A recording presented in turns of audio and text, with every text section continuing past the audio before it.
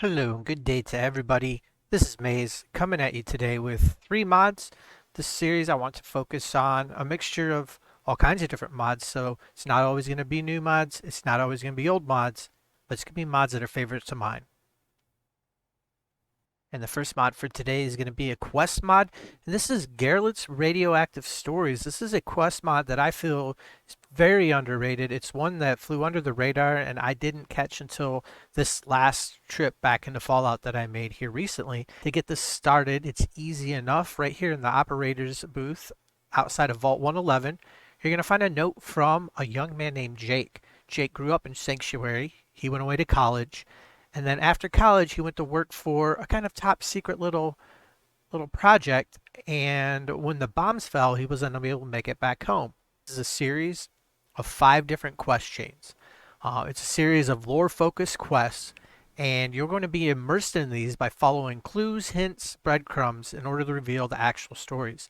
So after the bombs fell, you get to piece together the story and learn about how he made his trip all the way back up to Sanctuary. He then left a note for his parents, letting them know that he was going to go back to the bunker, by their house.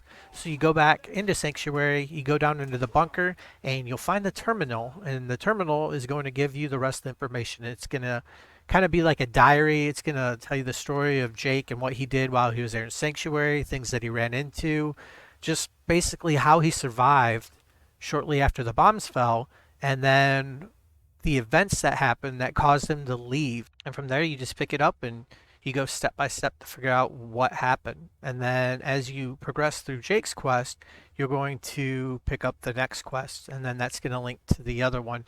And I don't want to give any of it away because it's amazing.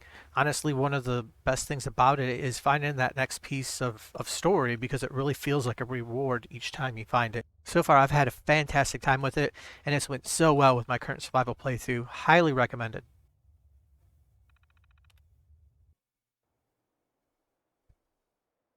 All right, now heading into the second mod of the day, and this is another quest mod as well, and this is Sim Settlements 2. Sim Settlements 2 was relaunched after Sim Settlements 1 found so much success.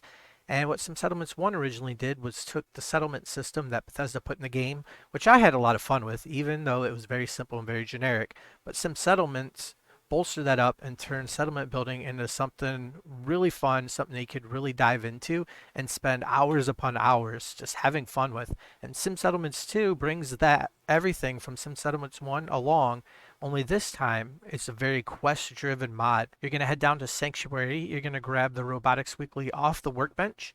That's going to give you the items that you need to build the recruitment beacon and a generator, which is going to kick everything off. And shortly after that, the stranger, later known as Jake, will show up and the quest begins. And this time in Sim Settlements 2, there's a lot more added to it. We have all the great things from Sim Settlements 1. They've added new NPCs, new items. As I said, the quests are very well integrated into the game. And, they even offer pets now. So you can't go wrong. If you love settlement building and on survival mode, settlements are very important. They're a place that you have to go back to all the time. I always play on settlement mode, so Sim Settlements 2 is something that I always have in my load order. And the final mod today, Endless Warfare. There's really only 2 mods that I would suggest if you're looking to do something like Endless Warfare does. And that's War of the Commonwealth and Endless Warfare. And between the two, I feel that Endless Warfare goes with a heavy scripted setup better than War of the Commonwealth. I think both are really good.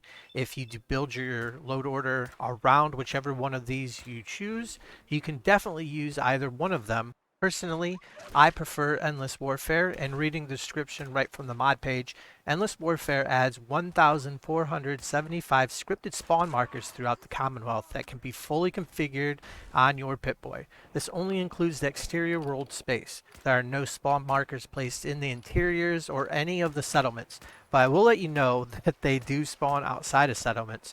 So once you start getting your settlements up and going, you're definitely going to want to make sure that you get a little more defense than you would mostly be used to. On the Pip-Boy, you can configure everything from your companions to the spawn points to the locations, how many spawns are going to happen, what the chances are. You can add more spawns to vanilla spawn points. You can pick a straight number like 4. Say you want 4 more raiders to spawn every time said spawn point gets chosen. Or you can pick 2 to 9 and let RNG decide for you. And the reason that this is a must-have mod for me is because I love what it does to the Commonwealth. No longer can you go from point A to point B and have a chance, maybe you'll run into a raider or two. Now, instead what's going to happen is you're going to go out there and you're going to find groups of gunners fighting groups of raiders or raiders on patrol, and you're going to really have to decide if it's worth fighting them. There are so many times now that I'll hide under cover, I'll survey the area that I'm getting ready to go across, and I spot a patrol of gunners and realize that there's 7 or 8 of them and they may have an automaton with them, and I decide, hey, maybe this isn't a fight that I want. So there you have them, 3 of my favorite mods. They're always in my mod order. Thank you guys so much for checking out my first Fallout 4 mod video. This is Maze, and remember,